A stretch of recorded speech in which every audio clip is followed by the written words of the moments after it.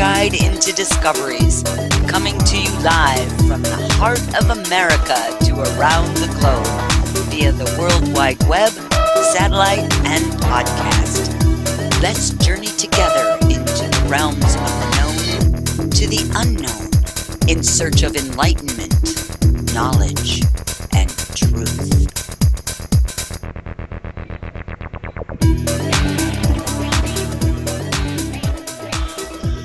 Good morning, good afternoon, good evening, wherever you are on this beautiful planet we call Earth. This is Rebecca Jernigan, and you're listening to Journeys with Rebecca right here on Project Camelot TV.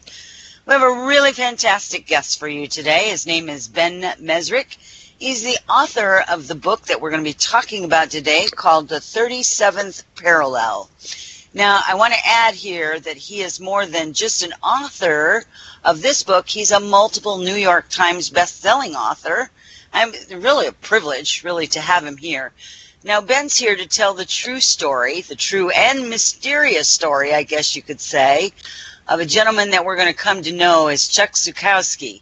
And this is a true story based on the mysterious phenomena that have alarmed homeowners and ranchers for decades. Now, these documents of Zukowski's there are hundreds, and there's hundreds of them, but if you read the book, and we're going to get really into that a little bit later, if you read the book, you're going to realize that it's more than just hundreds. There's thousands of these bizarre incidences, but Zukowski himself wrote most of this information down and cataloged it.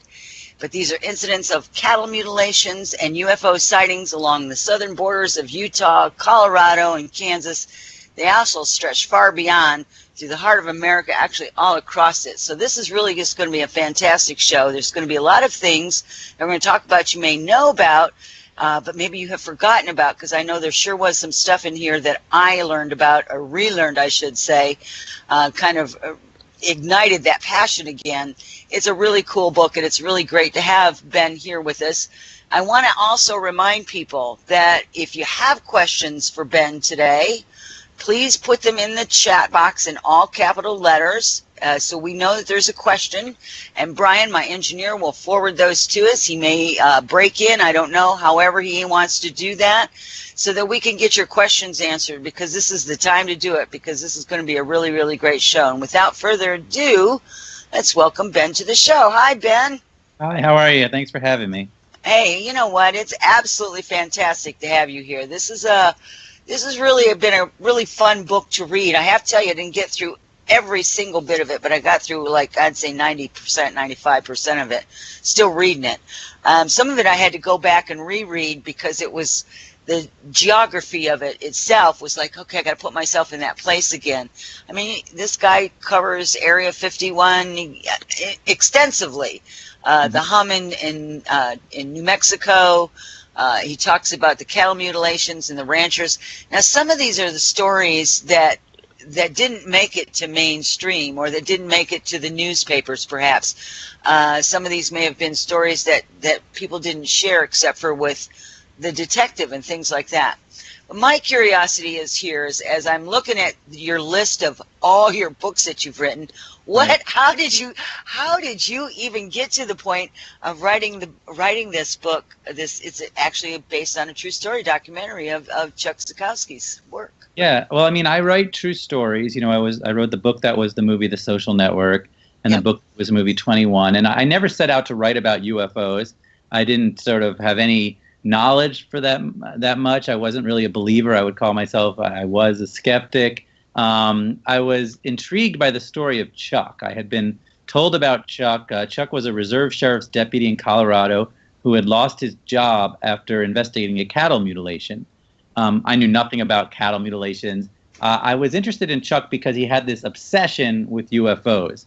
He kind of threw himself into the world of UFOs. And so I thought I was going into writing a story about this one guy's obsession, a kind of Close Encounters type story. But as I delved into it and as I dug into what he was looking at, I became blown away by it. And his journeys up and down the 37th parallel, which is where this UFO highway is that he's found, it kind of changed my views of the whole phenomenon. And I really wanted to dig into, why the mainstream doesn't cover it, and I wanted to try and cover it myself. Well, I have to tell you, as I'm rereading this story again, rereading a lot of these stories that I had heard about before, and I'm reading all of this, and I'm thinking, okay, so this guy Ben brings out all of this information that we heard of before, but in this way, we have this man's documentation of his life, basically, is what this is. And this comes from a guy that, is very believable. He's very knowledgeable. I mean, he's not some kind of a little, a quack or whatever. And, you read it and you go through it and it puts it in such a, I don't know, in such an order. It's an orderly fashion that you can really wrap your mind around it and you think, wow, this is a huge picture. It's a huge picture, and even what Mr. Zukowski covered is just not even probably touching the tip of the iceberg, in comparison. It's just fabulous. Yeah. So as we're looking at the geography, start out with one of your favorite. I mean, how did you start out with him? Did you start out with him right from the very beginning? Did he sit down with you and just kind of chronologically give you his documentation, or did you sit down and visit with him? Well, I flew out to Colorado. He had been fired from the sheriff's department. He was now a self-described UFO nut. He had an RV. Of course. Exactly. He packs his family into an RV, and he goes from UFO sighting to UFO sighting. So I decided I'd have to go there and meet with him. So I flew out there, and he picks me up in the airport, puts a bulletproof vest on me, gives me a gun, and he's like, "We're going off into the mountains." It was that kind of a really fascinating guy, and he took me to his office in his house, which is basically like file cabinets full of pictures and sightings and cattle mutilation documentation and everything you could possibly think of. And I just was completely, in awe of the amount of information he'd put together. And I just started there. And then he became kind of my guide. And, I purposefully set out to write this book for a mainstream audience, one that really doesn't know anything about Roswell, for instance, doesn't know all of the stuff that I think you know so much about and sort of take for granted. They have very little knowledge of this world. So it is kind of a travelogue into the UFO hotspots, from Area 51 to Dulce Mountain to everything you would get into. But through the eyes of this guy who goes deeper and deeper down this rabbit hole, and he's very believable. You're right. He's a guy who's not, as he calls himself a UFO nut, but he's a scientist. He's a chip engineer, microchip engineer. He's got the sort of investigative chops of someone who worked in the sheriff's department for 20 years. So he goes into each of his things as a kind of self-made expert on these things. He's not just looking at a place where a cow was found, but he's analyzing the soil. He's trying to take readings. He's trying to find out from a scientific point of view what the heck is going on. And that's where I started. Yeah. Well, he's a fascinating guy because I was, as I'm reading the book and I'm paying attention to how he's viewing things. This is obviously from his viewpoint, how he's viewing a scene or what he's looking at. And his observation skills are probably better than most because of his background and training, at being a sheriff. And, you have to kind of be a detective. And he kind of goes into it. What did he call himself? Something skeptic. What was that term he used? I wish I could remember it. He was not a non-believer, but he came in as a changed skeptic or something. I wish I could remember that term. It's right in the very beginning of the book too. Anyway, I found that really fascinating. That it was like he admitted that it was more of a curiosity thing when he started this. Right. And it was more about what isn't being told, right? And so that's the investigative skills that comes with his training. Right. So I think that was really, really fascinating about that and how he viewed the people that showed him where it was he was going, how he interacted with his family. I think, by the way, I was thinking about that. I was like, I got kids of my own. I don't know what they would have done if I'd put them all in a Winnebago and said, come on, let's go. And, I don't know that they would have handled it quite so well. Yeah, one of my favorite things about Chuck is, his wife, Tammy, is not a believer. She thinks he's kind of crazy. She goes along with it. She supports him. She does 2 jobs to help support him. but she's not a believer at all, and so he's not just trying to convince the world that they're real. He's trying to convince his wife that it's all real. So that's kind of a fascinating subject to get into his family life and how he can be so passionate about UFOs while, when he comes home, his wife thinks that he's just completely crazy. So it's kind of a fun dynamic that we get into. Yeah. Well, he exposes a lot of things in this book. I think was really one of my favorite ways that this really came out. I mean, because he talked about MUFON, which is the Mutual UFO Network, and what they do and what they haven't done for the public, and what his thoughts were on, why they didn't do what they should have been doing in the beginning. Right. So go ahead. Yeah, he has a complicated relationship with MUFON. MUFON is this grassroots, large investigative organization that people can join. Chuck is currently a member. He's currently kind of the head of their cattle mutilation. His sister is a director of MUFON. But he considers it a not necessarily a helpful organization. He finds that they might have connections in the government, he believes. He worries about what information he gives them or what information they have. He sometimes worries about that they don't have labs, for instance, to look at the stuff. So if they find something, they're sending it off somewhere, and he wonders where. So Chuck's opinion of MUFON isn't necessarily that positive, even though he does use them because the resources they have in terms of seeing, all of the reports that come in immediately, people call them, and that way if Chuck wants to get his hands on stuff, he has to get it through them. So over the course of the book, his relationship with them becomes more and more complicated. I was fascinated by the whole thing. Yeah, and if somebody that doesn't really know the inner workings, they may be interested in UFOs or the cattle mutilations or all of that stuff. But if they're not knowledgeable of MUFON, it might be something for them, to look into and do some investigative work on their own.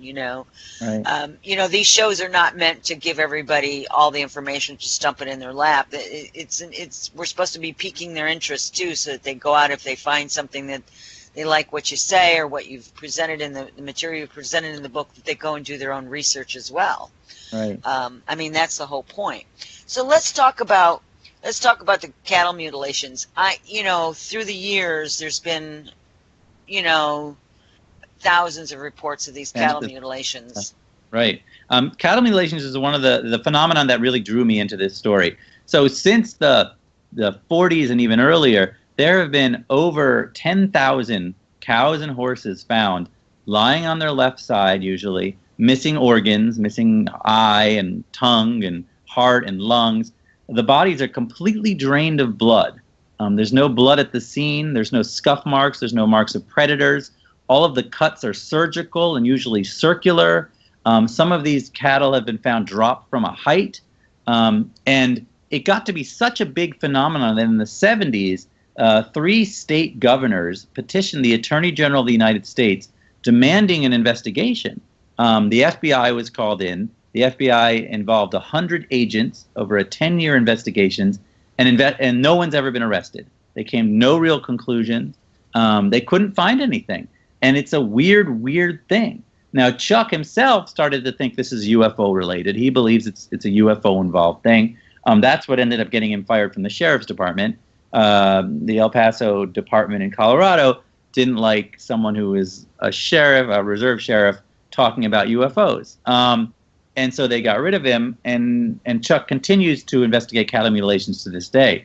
It's just something that intrigues him, and it's something that's never really had a real answer. And you never read about it in New York Times. You're never going to see it in a major newspaper or magazine, which is strange because it involves so many people.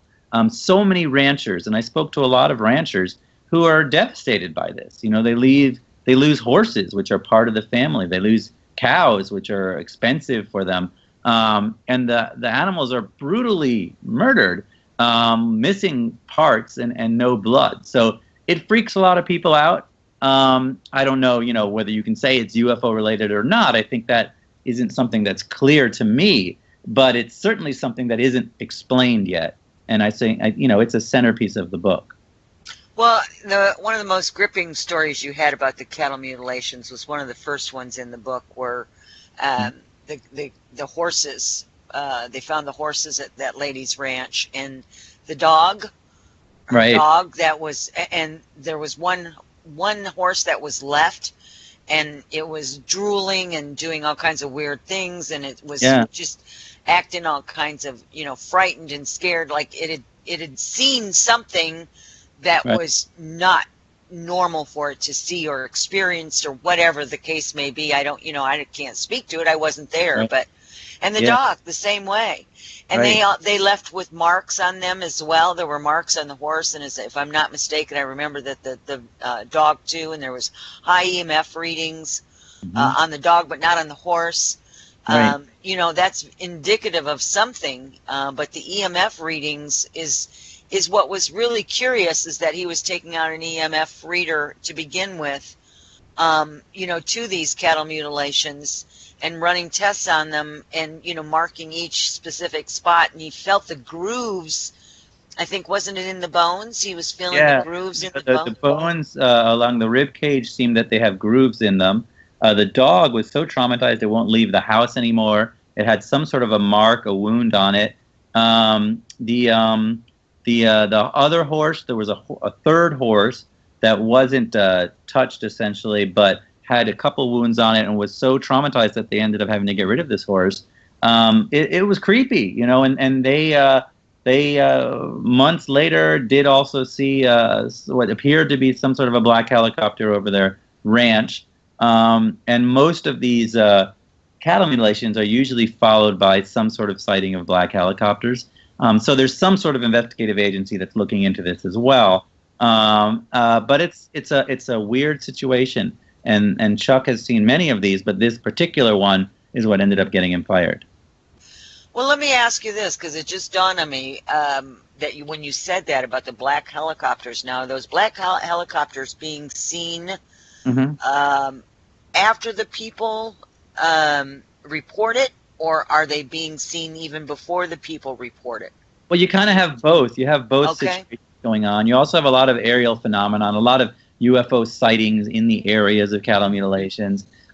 Things like that are very common in these situations, which is why Chuck thinks it's UFO related. The helicopters is a strange one. They're always unmarked. They're always coming by over the ranches within a few days of the mutilation. They're not involved in the mutilation. I think they're after the fact. But in the 70s, the reason the governors petitioned the attorney general is this had been going on, and when these state governments attempted to do land surveys, the ranchers would shoot at their helicopters because the ranchers were so traumatized about what was going on in their ranches, they just assumed anyone flying over them was up to no good. And that's the reason the investigating was first started, was they could no longer fly over the ranches with helicopters. So it's an amazing story, I think. Wow. So we already have a question from the chat room. They're asking, how does the 37th parallel fit into this? And before you answer that, Brian, if I can't see what you're doing, so if you would, please put that map up where it shows where I think this is from one of the sites. It's up. Okay, this is from one of the sites that was this part of your site, or? Yeah. So no. So Yeah. So Chuck Zukowski, after sort of he gets fired from the sheriff's department, he starts to really look into all of these cattle mutilations, all of these UFO sightings, and being someone of a pattern seeker, I guess, from his career in the chip industry, he starts putting it all up on a map, and he came to the conclusion that a large portion of these cattle mutilations were occurring along the 37th parallel, which is this geographic line that runs straight through the middle of the United States. He also found that many, if not most, of the UFO sightings he was seeing were on that line. Many, if not most, of America's underground military bases, from Area 51 to the Pentagon to Cheyenne Mountain, are all along this line. And a lot of American Indian burial sites are also along the 37th, which has a very high Star People component to it. Most Native American mythology involves alien visitation. So it's this weird confluence of events that occurs along this parallel. runs, along the borders of Colorado, New Mexico, Utah, straight down through the middle of the country. And that's where Chuck started to center his research. So he starts moving up and down the 37th parallel from site to site, looking for a reason, looking for some sort of correlation to make sense out of all of this. Well, and I appreciate that information. I appreciate you sharing that with the audience as well. You have to ask yourself, even if you're not a non-believer, totally non-believer, that what you just shared with everybody about the military underground bases, about this is where most of the sightings and the majority of the sightings and mutilations took place, and all the other things, that there's something in the burial grounds of the Native Americans. And there's obviously something going on along that grid line, that energy line. It's not a coincidence. First of all, I don't believe in coincidences. I believe that everything has a reason, even if it doesn't seem it doesn't seem like it's present at the moment, right? But everything has a reason. It may be far connected, but it does have a reason. This 37th parallel, as soon as I seen that map and looked at that more closely, I was like, okay, well, these are stories. I have probably about 15 people that I have interviewed through the years that have told me stories about their own hauntings and ghost stories and UFO sightings and things like this that take place more towards the east from Missouri over, and that's where most of theirs are coming from. So I find this really interesting because this is like a connect the dot for me from my years of doing the interviews with people that have written about their own stories, and they're very individualized. There are only a few things, and this one covers a gamut of hundreds, if not thousands, of reports. So there's something there. I wish, here's the question. Does anybody really know what's going on in the 37th parallel? What is it? Who knows? But there's an attraction there for some reason. Right. I mean, Chuck definitely gets into, he has his own theories about it, but really for him, it guides his investigations. There seems to be some sort of underground cavern cistern in this area. There seems to be, a water source that runs along from one side or the other. The U.S. military often utilizes already present underground cavern systems when they build their bases. So their reasoning for going in this area is probably because these caverns exist. And it's, who knows, it's intriguing, and it's definitely a cool centerpiece to the story. It is. It's really fascinating when you start thinking about it. Again, we'll answer some of people's questions here today, but again, what it'll do is it'll raise more questions than it'll answer in some ways, because we don't have all the answers. You've done us a big service here by bringing forth this information of Mr. Zukowski's life work, really, if you think about it, his life work, and bringing it forward, and him being able to connect these dots, so to speak, himself, and bringing this forward, even if we don't have the answer as to how these dots are truly all connected. But it is a fascinating thing for sure. I believe that. So let's talk a little bit about the you got into Chuck got into the Area 51 thing. He got into the hum in New Mexico. He got into a lot of the UFO sightings. I think one of the most interesting stories was well, there was quite a few. There's not just the most. There's quite a few stories, and I just lost one because I had 3 of them that came in all at once, and I got to pick it all apart again. The one in Area 51. See, where is it? Doesn't he have a daughter? Didn't he have a daughter? Chuck, yeah. Didn't he have a daughter? Yeah. And they were in there digging in the dirt, and he's talking about him and his sister at Roswell. Yeah. They did an archaeological dig at Roswell in the actual crash site, and he ended up finding something. He found a little fragment which he thinks was part of the original debris. He intriguingly enough, took the fragment and basically tried to find someone to analyze it. And that's how we get into the Bigelow aerospace story. Yeah, which is a fascinating segue in the book. And one of the things that really intrigued me when writing it is So Bigelow, Robert Bigelow, is this reclusive billionaire, made his fortune in real estate with Budget Suites of America originally, and built a $1 billion fortune. Bigelow now runs Bigelow Aerospace, which is a major. They make pieces for the International Space Station. They had a piece on the last SpaceX mission, not the one that blew up, but the one before that. It's called the Transhab. They're a big company.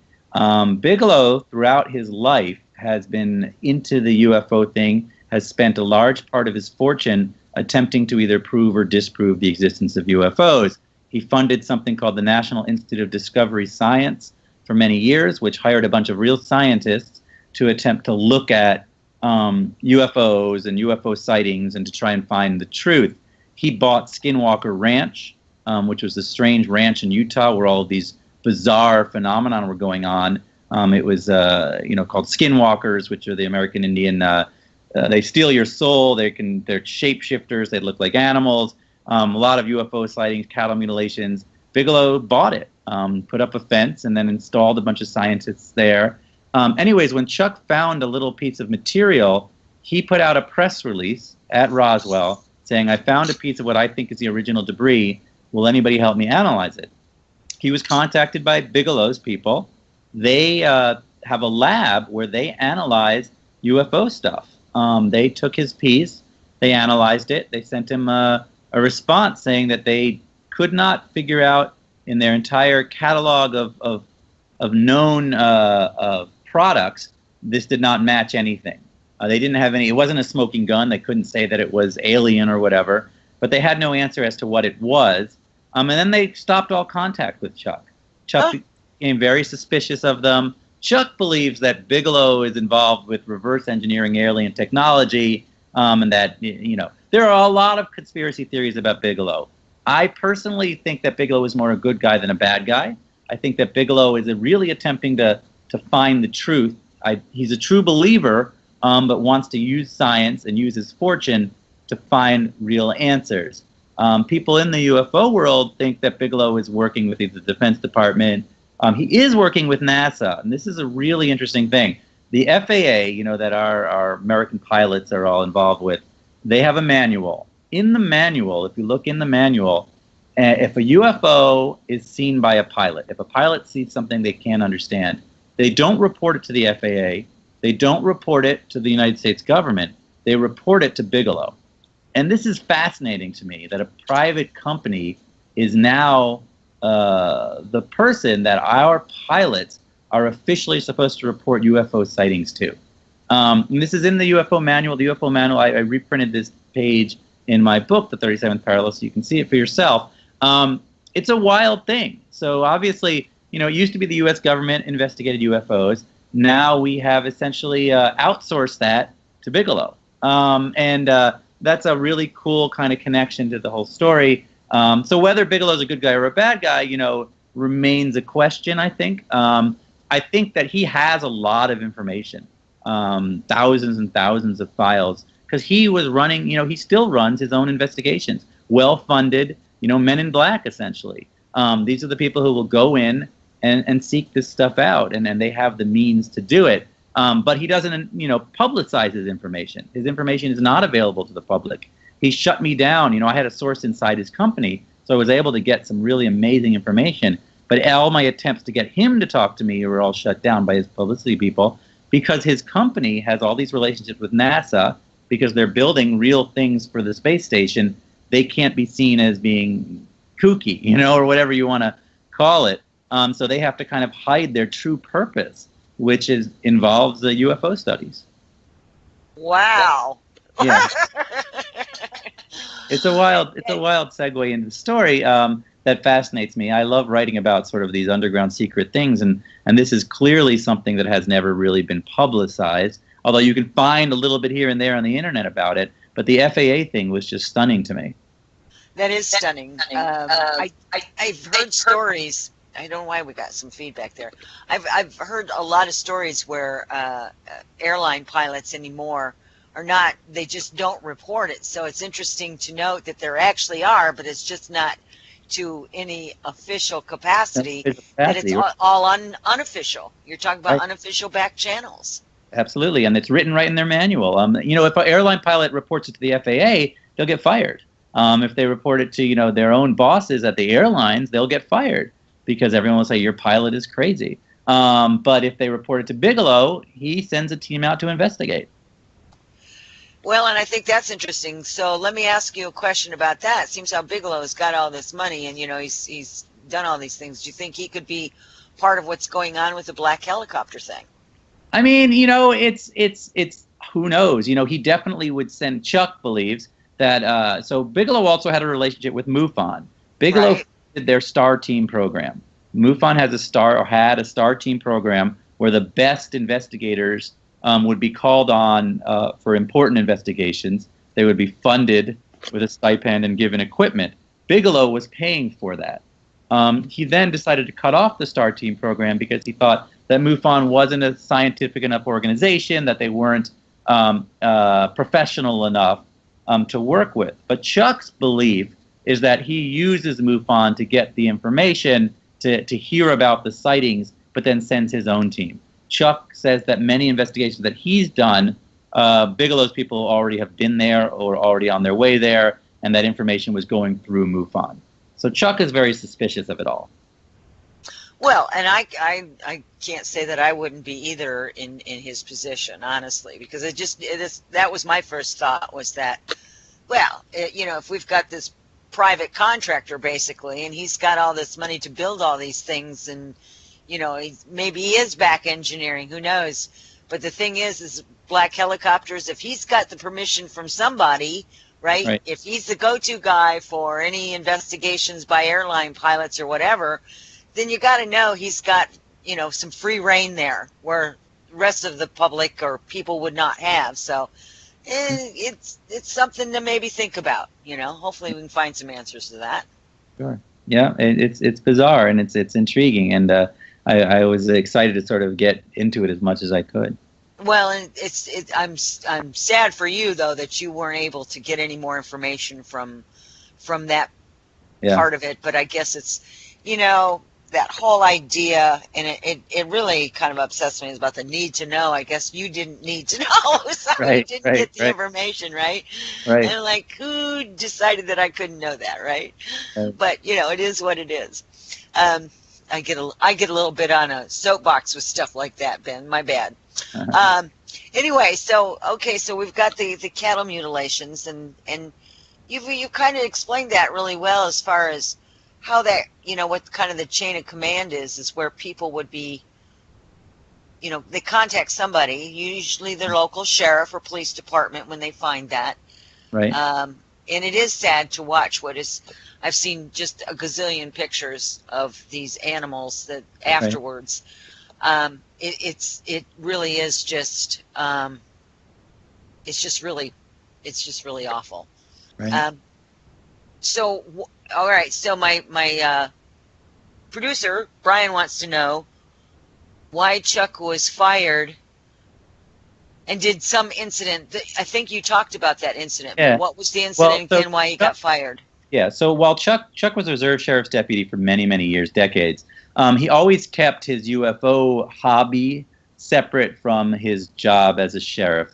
People in the department knew what he was into. He got the nickname the Mulder of El Paso, Colorado, because it kind of spread around, and so people would always take him aside and tell him their UFO stories, but he never brought it with him on his investigations. He was clued into a cattle mutilation on a ranch in Rush, Colorado, by a reporter who had sort of done a story on it.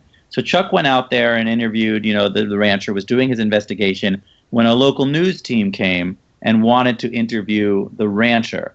They also interviewed Chuck. Chuck on camera basically intimated that there was UFO involvement. When the sheriff's department saw this, that's when they summarily dismissed him, decided that they did not want someone who believed in UFOs being known as a reserve sheriff's deputy. So that was the end of his job there. He was upset about it. That made a lot of news in Colorado. But Chuck, went on, and that's when he became this UFO hunter. Well, I think now we'd call that discrimination because of your belief system. I mean, you would think. Sadly, UFO belief is not a protected class. Yeah, I know. So I'd be throwing out straws there. Try as I may, right? Right. Yeah, right. And it's too bad. It really is. It's too bad. And we have to know that something is going on, or people wouldn't be so judged by it. That's the other. Well, I mean, that's part of what's, I got into this story because it's really true that, mainstream scientists can't look into the UFO phenomenon. Mainstream journalists can't cover it. A sheriff, can't investigate it. A pilot can't report it because, of this whole sort of bias that it's crazy. And the problem is you create a cover-up without there even needing to be one. You make it impossible for anyone to really look into this. Cattle mutilation, such a huge phenomenon. The only real in-depth article about it was in We magazine from the 80s. A porno mag from the 80s did the most extensive story on it. And that's really bizarre that you don't have any mainstream places to cover this stuff. And that's because of this bias against this world that it's got to be crazy, or it's got to be a joke, or it can't possibly be real. And that's just not really true anymore. The impediments to believing in UFOs are falling. We used to believe there isn't life on other planets because it seemed unlikely. Now we know there probably is life on other planets. We find a new Earth-like planet every day. We used to think they're too far away. The vastness of space makes it impossible that anyone ever got here. But we now know that's not true. Proxima Centauri, which is has an Earth-like planet around it, is reachable by current technology in 40 years. So it's not that far away. So the reasons to not believe anyone's ever been here have gone away. So it shouldn't be something that you look at as crazy. Now, listen, 99.999% of these sightings have an explanation. A military test, a drone, something like that. But it's that 0.001% that we're just not looking at. And these things have to be investigated. There's no reason why mainstream journalists or scientists aren't looking into this. And I have to agree. And I think the other side of that is what happens to these people that these incidents is the 0.001%, right, if that's the percentage you're going with. What happens to them? Yeah, they have no support group. People all around them, are pointing fingers at them. They're outcasts. I mean, look at what happened with Chuck. Just because he had an interview on TV and said that he thought maybe it was part of a UFO thing. And look what happened to him. Now, for him, it wasn't so bad of a deal. But people's lives have been altered by this discrimination, right, because of their refusal to look at this. And this takes us right back to, obviously, Area 51 in the 40s when that, there was more than one crash there. Right. But they only talk about the one. Go ahead. So the Roswell story is a spectacular story to me. There's the Roswell of today, which is kind of the kitschy, go dress up as an alien and go have a burger in a flying saucer restaurant and stuff like that. But the actual story of Roswell is one of the greatest sort of cover-ups in the Air Force's history. It's 1947. It's a stormy night. Walker Air Force Base, which was our first real nuclear base, where the planes that bombed Japan were housed. They tracked something coming through the sky in the middle of a lightning storm. Whatever that thing was, crashed. It hopped, so there were 3 different crash sites essentially, but it left 300 yards of debris over a rancher's ranch. The rancher found all this weird metallic debris covered in hieroglyphics. He called the local sheriff, who called the Air Force Base. The Air Force sent a bunch of people out there. They scooped up the debris. They put out a press release saying, we now have in our possession a flying saucer. They then rescinded their own press release, said it was a weather balloon, They made a photo with a radar operator in the debris of a weather balloon. Everyone involved in that photo has since come forward and said that it was a faked photo. The guy in it, the photographer, everyone involved said it was fake. They then took that debris and moved it to Area 51, where it is sitting to this day. That's an amazing story. It has so many levels to it. There was an obvious cover-up for whatever reason, and the Air Force still to this day won't tell you what they really found there. It obviously was not a weather balloon. What it was, we really don't know. And that's something that, until whoever is controlling those files decides to make them public, goes that route, it will always be a mystery. And it's really a shame. It's because I interviewed the grandson of that pilot, that Marcel. the picture, Marcel. That picture, it was taken of him, and he was a kid, or I guess he was the child. Maybe the child. He was a child. He was the child because he Right. was an elderly man even then when I spoke with him. He talked about what happened that night when his dad came home, and what he had, and all of that stuff. And then he said the next day, this is what happened. He talked about the people coming in and telling him that he couldn't talk, and he even talked about how he felt. As a kid, he would think he was like 8 or 10 years old. He was talking about how he felt about it, and he was just so stressed over the whole thing because of the weirdness of everybody's behavior and what transpired during that photo op, and that he was supposed to say that he was mistaken, that this is what they found, and blah blah blah blah blah. And but his dad had already spoken to him and said that I guess his dad had already figured out that it probably wasn't going to stay, the story wasn't going to stay, because he kind of warned him before it happened. So somebody warned him, Mr. Marcel, that this was going to happen, that the government was going to come in and they were going to make him do a different story on it. And he gave some information to the young boy. Of course, he wasn't old enough to think about documenting it or writing it down, that it would make some kind of history someday. It was just another day in the life of a child, right? So it is a fascinating story. And of course, to this day, they don't even say that Area 51 exists. Right. I mean, we're supposed to pretend it's Area not. 51? Question mark, right? Right. Anyway, so it is a fascinating story, and I've always thought what a disservice, and I think that's where began the real cover up of this whole UFO phenomenon. When you stop and think about the cattle mutilations alone, and how some of them are dropped from the sky, and et cetera and so forth, and how that happened, and the weird markings, and the fact there was no blood, and all of those strange things. Either somebody's got some really great technology, and somebody's just doing that for whatever reason. I can't even imagine there being any kind of a viable reason that anybody would. The theories involve like testing some sort of a bioagent, testing the animals for bovine blood and organs are very similar to human in some ways, so maybe it's a way of looking without abducting people, is one theory. And then there's theories involving, a cult, that there's some massive cult that's doing it. The FBI, one of their theories was that it was a big biker gang that had done this over 70 years. It seems unlikely. But, there's different theories about what it could be. I don't know. It's a good question. Yeah. So here's a question. What is some of the things that he's still doing? I heard you say that he was still investigating cattle mutilations. Yeah. What else has he been up to since that time?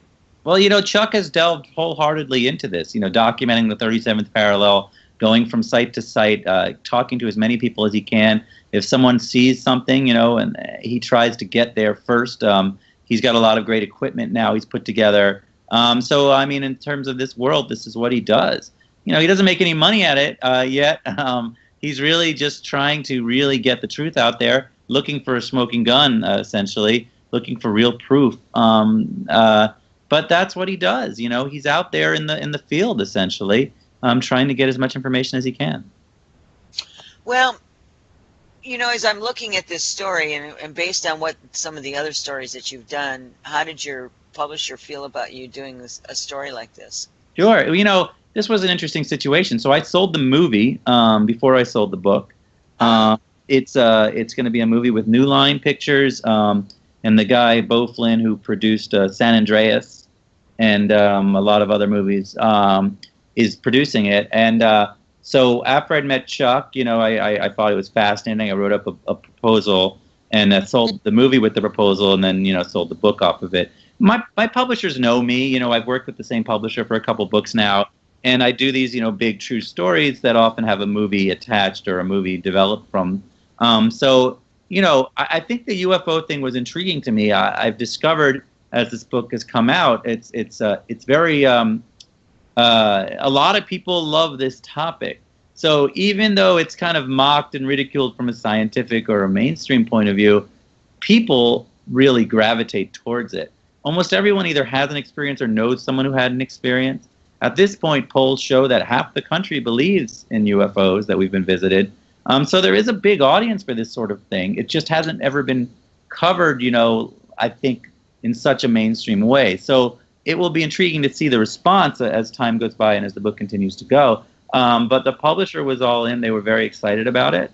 And it was just a matter of keeping it as real as possible, as documenting Chuck's life, getting into the Bigelow thing as much as I could, going into this world as a layman, as someone who isn't spending my life. I don't know that much about it initially. And it all kind of worked out. Yeah.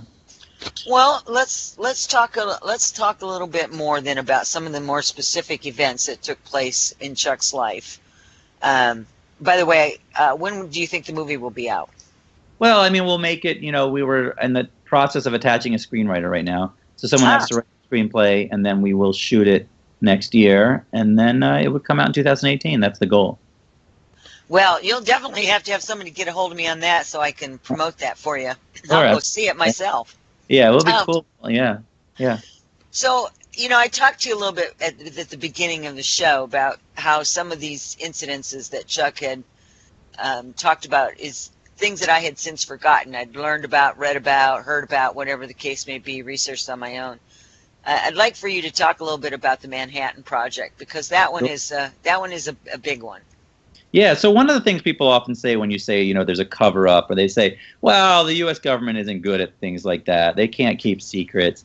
And one of the stories in the book that I get into is the Manhattan Project. The Manhattan Project was the largest cover-up in the history of the world, really. The project to develop the atomic bomb involved over 100,000 people, of which only about 15 knew what they were actually doing. They built whole towns, whole cities that were secret cities that you didn't know about, that didn't even exist on any map, that people would be brought to, and their whole families to work on the atomic bomb. And they'd each work on such a little piece of it that they never really could put together exactly what it is they were doing. The secret was kept until the bomb was dropped. And so it was a vast conspiracy, a vast secret. Part of the project was to keep the whole idea of nuclear science secret. There was a department of censorship created that would censor the word atomic or the word nuclear out of newspapers, magazines, even Buck Rogers comic books were censored so that the word nuclear did not appear in them. This is staggering. It's a cover-up of a massive proportion that was done for what was believed to be a good reason. That's the other interesting thing to me, is not all cover-ups or conspiracies are bad. Often these things are actually done for good reasons. If, for instance, a UFO did land at Roswell, there might be a very good reason to keep it secret. I don't know what that reason is, but the government might have one. In the 60s, they commissioned the Condon Report, which was a bunch of professors got together to decide, is the UFO phenomenon real? But one of the questions they were asked was, what would happen if tomorrow we announced that a flying saucer had landed? And their conclusion was it would be complete chaos, that society would fall apart, that people would stop going to work, that religions would fail. And this scared people in the Air Force. And I think if there is a cover-up, that's where it all started. So it might be done for a good reason. The Manhattan Project was, to win a war and to end World War II. And I think This is something that may have a reason like that. Interesting. That's an interesting. Yeah, that's interesting. And I have to tell you, I don't necessarily. I understand what you're saying. And people have said this to me. I don't care who I have on my show. I don't necessarily agree that pulling the wool over people's eyes is necessarily a good thing, because what happens is when they find out it's different. Right. Right. And then what do you think's going to happen? It's like learning the tooth fairy isn't real. Right. Remember how you felt? No, it's true. Information kind of wants to be free, and eventually information gets free. But, sometimes there are things that need to be covered up. I'm not a believer that everything needs to come out all the time. I think something like this, though, I think we've developed, I think society has changed enough since the 50s and 60s that people would not fall apart knowing that life was here. I don't think the idea that someone visited here in the 50s is going to destroy the American economy. Now, religions might have to change a little bit. And I think the religions as a whole have to deal with the alien life thing sooner or later. Because sooner or later, we're going to find proof that somewhere out there is life. And how that affects the big religions of the world, I don't know yet. I think they're going to have to come to grips with it. I think they can adapt. Religions always seem to adapt. The story always seems to change as we find new things, right? So, listen, Australia didn't exist in the Bible, it exists now. Things like that happen. Religions will have to get used to it, I think. And I have to agree. There's some things I'm sure that I really wouldn't want to know. Somebody was talking about Area 51 today, and about, would you really want to know everything that they have down there? And I'm not sure that, even for the most open-minded person, if they could really handle exactly what they saw or knew about to that extent, where you would know all of that. And I think it could be a little bit mind-blowing, but I can tell you, I feel like that there's a change coming with all of that. I mean, we had the Pope, I think it was the Pope, wasn't it? Or the Vatican came out and said we have to embrace our star brothers and sisters. I mean, and that was a comment, and it makes you think, well, what do they know? Yeah, exactly. Right. There's got to be a lot going on. Well, let's talk a little bit more about what were some of the more specific sites that Chuck investigated as you were putting together his story that you found interesting. I mean, I know we talked about the one branch, and then we also talked about Area 51. Right. What was some of the other ones that you might have really... Right. Well, I got a little bit into Dulce Mountain, which is there's an underground base there. It's something that Bigelow's people looked into. They sent scientists to Dulce to try and find this underground base. There are people who believe it's an alien base. There are other people who believe it's a American military base. There's other people who believe it's a joint American military alien base. There's no question about whether or not there's a base, though. Right.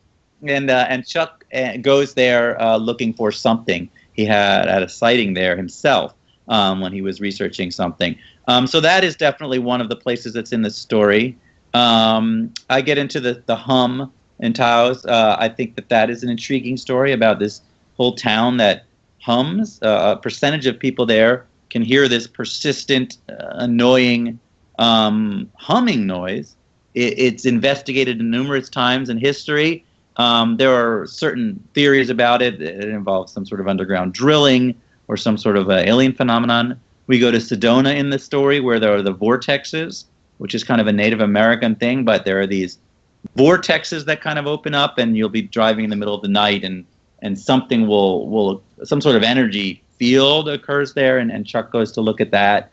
A lot of cattle mutilations, a lot of the history of cattle mutilations, going back to the original cattle mutilation, the Snippy the horse story, which we get into in the story. And numerous other ones, but those are kind of the big ones. The Foo Fighter phenomenon, I think, is a really intriguing phenomenon that I get into. Everyone knows the name Foo Fighter from the band, but the original term comes from a phenomenon in the 40s. During World War II, American pilots and British pilots flying over the Rhine kept seeing these fireballs, these formations of fireballs would fly right alongside their airplanes.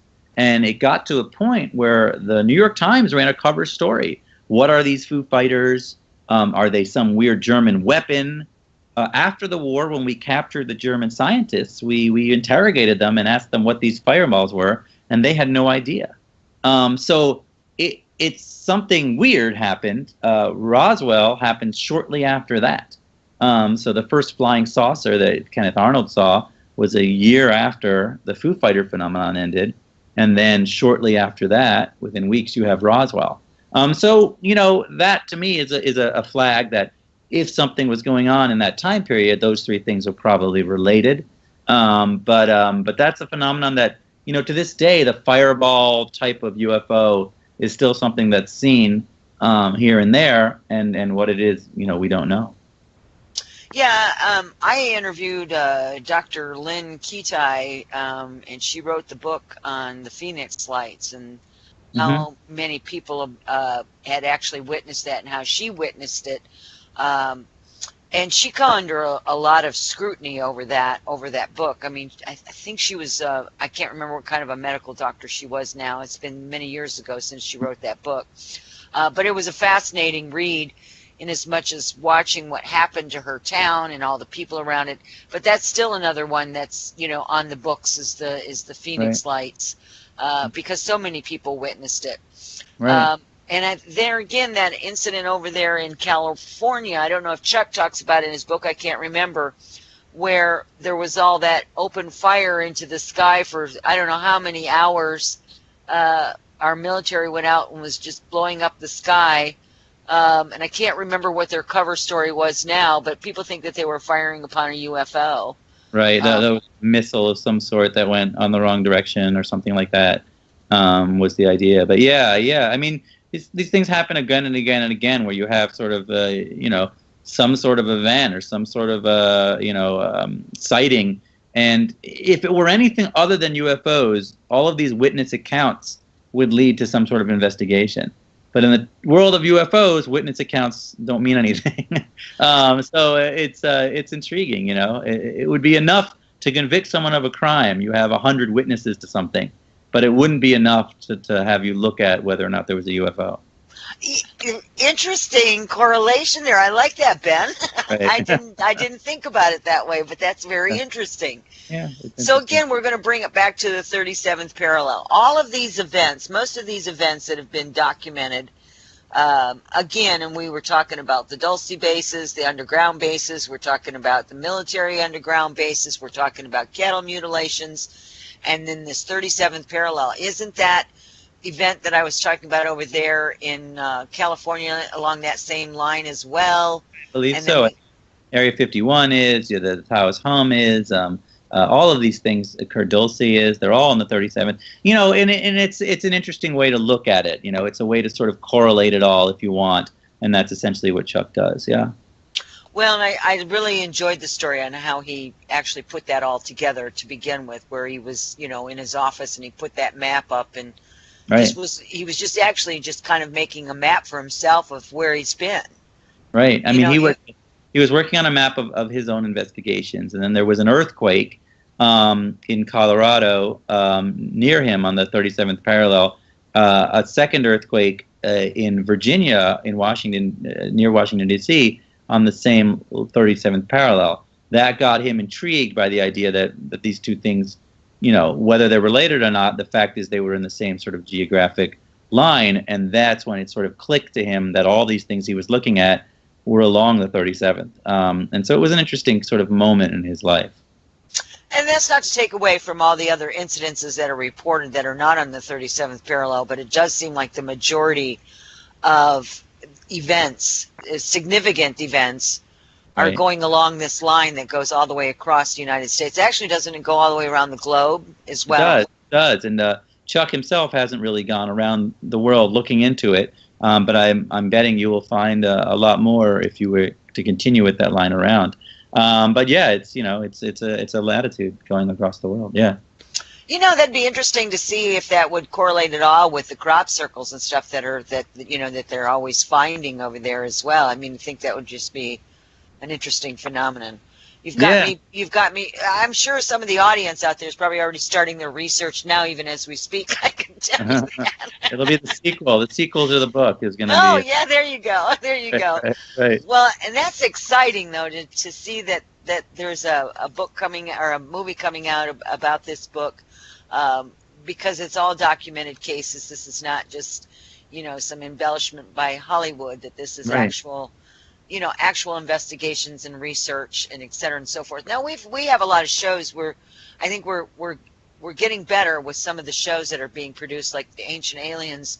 They're Right. doing a lot of research on their things and bringing out some of their other investigations as well, as far as what they call the ancient astronauts, Right. UFOs, whatever. I'm hoping real soon, Ben, that we can actually come across some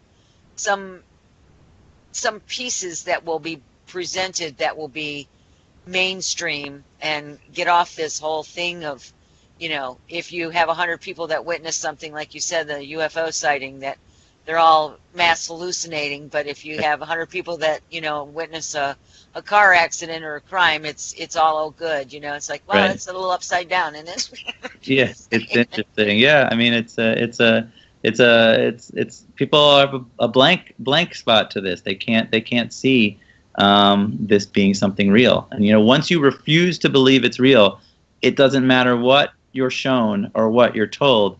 You're just not going to believe it. That's true. It's true. People get pretty stubborn in that, and Right.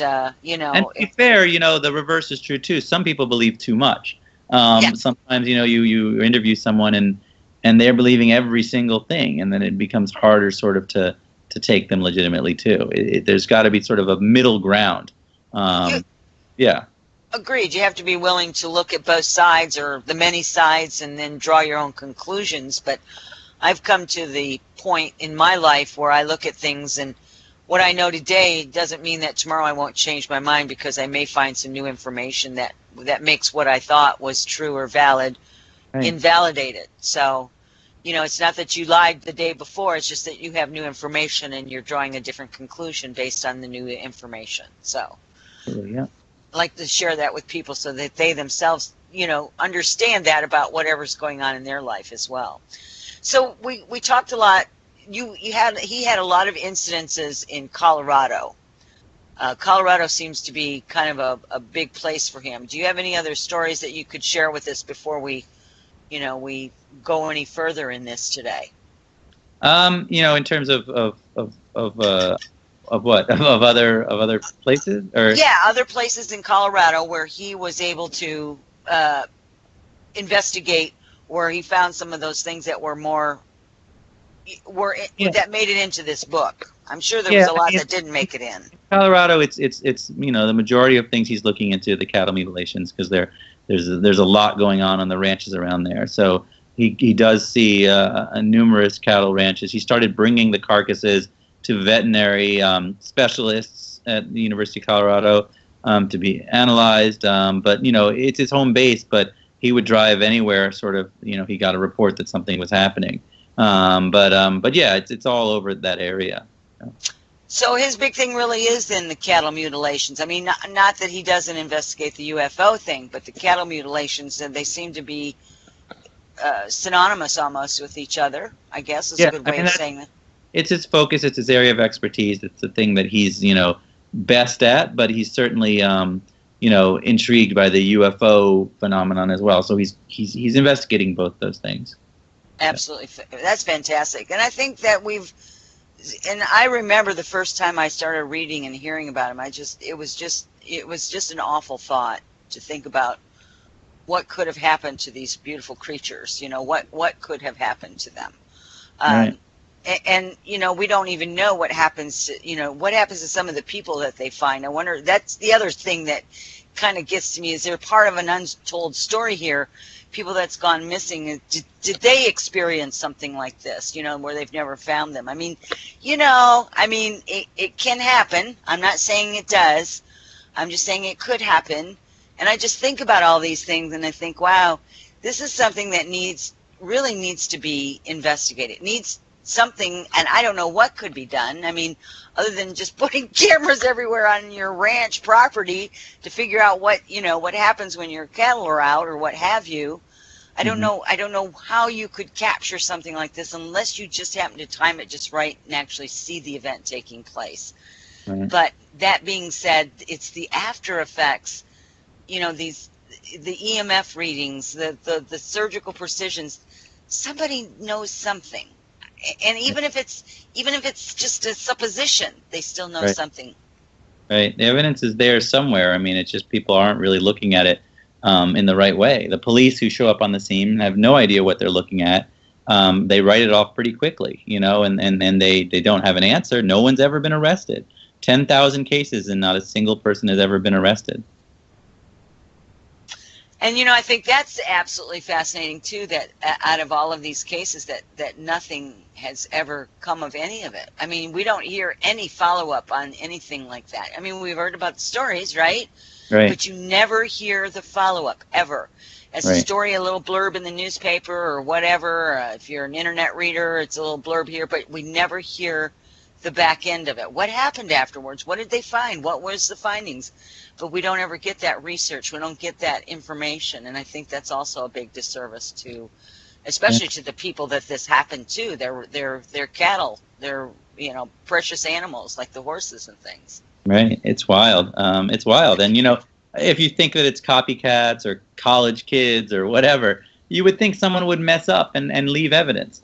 You would think somewhere someone would have gotten caught. The fact that no one's ever been caught makes you wonder. Yeah, that goes beyond usually the human aspect of it, if you ask me. I mean, we're if we're doing something that many times, we're going to have a off day, right? Right, exactly. Yeah. We're going to mess up somewhere. Yeah. And so Brian is asking me something about whistleblowers. So no whistleblowers have come forward then on this topic for you, other than in terms of me, no. I mean, the book just came out. I do get a lot of emails, but who knows what's real and what's not. When the FBI did their investigation, a prisoner did come forward claiming he was part of this vast biker gang. That's where they got this biker gang theory. And he gave them all this detail about how the bikers would use cardboard to keep them from putting footprints down, that they would raise these cows on these pulley systems, that they would suck the blood out using syringes. It was just so far-fetched that the FBI kind of discounted it. So who knows? But this was the one guy who sort of came forward with one possible explanation. But no one's ever, come to me and told me what's going on. I mean, people do come to me, but I don't think any of it is. The problem is you really have to really investigate this stuff. It can't just be theories and theories and theories. And that's what nobody's really doing. The police aren't doing it. The FBI are no longer doing it. Chuck is doing it. And he's just one guy with an RV. So who knows what he's going to find. Yeah. Well, my hope is that after all of this is said and done, with this book coming out and everything, that maybe maybe there'll be some good people that will step forward that believe like he does and have that same conviction and really the wherewithal just to focus on what this is and help him with it. That would be a wonderful thing to get some answers. And Ben, please do me a favor, honestly.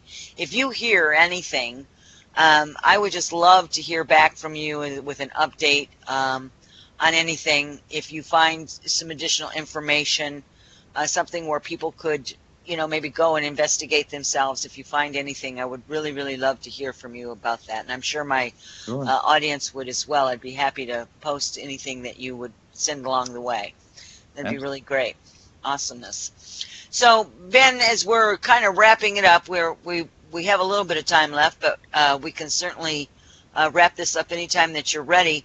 But what I would like to do is have you kind of in kind of a nutshell is maybe to share again with people the idea behind the 37th parallel, just a little short synopsis of the whole book, and then of course we need to know where they can purchase this book and how we can find out more information of when your movie will also be released on it. Yeah, okay. So, well, the 37th Parallel is the true story of Chuck Zukowski, a reserve sheriff's deputy in Colorado who was investigating a cattle mutilation when he was fired from the sheriff's department for mentioning a possible link to UFOs. He became a UFO hunter, began investigating both cattle mutilations and UFO sightings, and came to the conclusion that a majority of these things occur along the 37th parallel of the United States, which is a geographic line running through the center of the country. And then kind of he goes down that rabbit hole. And it's a wild story. It's going to be a movie eventually. And it introduced me to the world of UFOs and to a belief that something probably did happen in the 40s. And I think it will change the mainstream's mind about the phenomenon as a whole. You can get the book anywhere. You know, it should be in every airport and Barnes and Nobles. And my website is benmezrich.com. I'm on Twitter at Ben Mezrich. I'm on Facebook at Ben Mezrich. So I put up the information about where I'm going to be or what I'm going to be doing.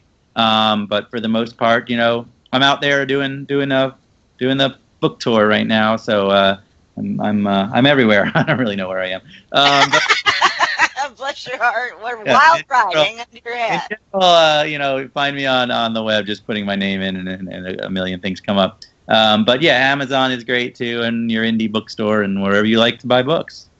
Great. You know what? I have to tell you, I really, really, honestly, I can tell you, I so enjoyed this book. I enjoyed all of the information. I enjoyed the way it was put together because it, again, as I said before, it sparked some, you know, memories for me of, oh man, I've forgotten about that, you know, and right. And then now my picture gets bigger, and again, like I said, it really did. It kind of excited me, and I hope that people will get this book and it excites them as much as it did me.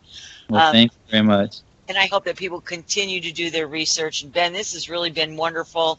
I'm assuming that on your Facebook page and on your website that you'll let people know where you're going to be in case Sure. you come to a town near you, or Right. near them rather. You'll be visiting their town, I guess, that they Right. can come see you and get a book. And I hope so. And I wish you great, tremendous success with this book because it's deserved for sure. I hope Chuck gets the recognition in a good way that he deserves as well for his, you know, he's been a steadfast kind of guy. You've got to admit that. Right. So, well, yeah, thank you so much. I appreciate it. And thanks. I'm glad people are watching. So thank you. You're welcome, Ben, and thank you. And to everyone out there, thank you so much for joining us. Until we meet again, where will your life's journey lead you?